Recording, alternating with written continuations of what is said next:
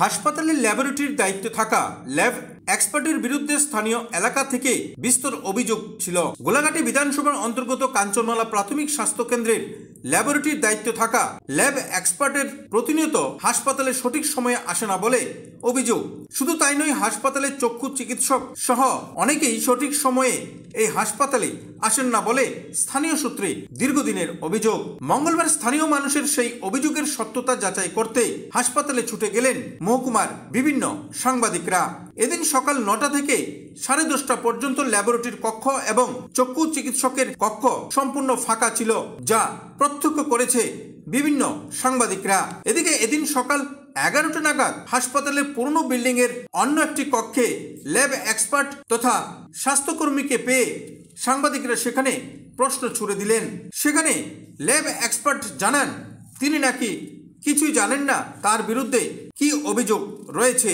পাশাপাশি তিনি এও দাবি করেন এদিন সকাল 9টায় নাকি তিনি হাসপাতালে এসেছেন, অথচ সেখানের বাস্তব চিত্র কিন্তু উল্টো কথাই বলছিল।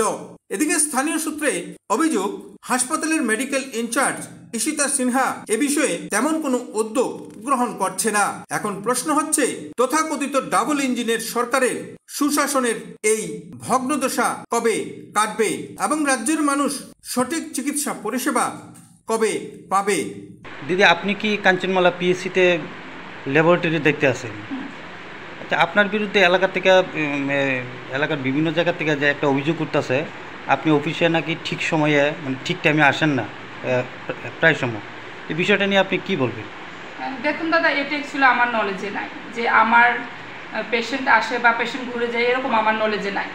আর আমরা তো অ্যাকচুয়ালি আমি এখানে 2টা ল্যাব মেনটেন করি, ফার্স্ট অফ অল। সেকেন্ড, আমাদের অনেক ক্যাম্প থাকে, যেমন এই গত 2 মাসের মধ্যে সুশাসন ক্যাম্প, তারপরে অনেকগুলো আয়ুর্বেদিক ক্যাম্প, মানে সব ক্যাম্পের মধ্যে ল্যাব টেক আমি একা, এখানে আমি একা, ঠিক আছে? আমার সঙ্গে পার্মানেন্ট কোনো হেল্পিং হ্যান্ড হিসেবে কেউ নাই।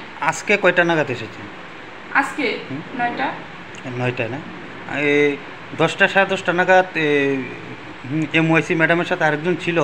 আমরা যখন যোগাযোগ করলাম, আপনি হসপিটালে বলেছেন যে আপনার আসতে দেরি হবে, তখন প্রায় 10টা বাজে। আমার সঙ্গে তো আজকে কেউ যোগাযোগ করেনি।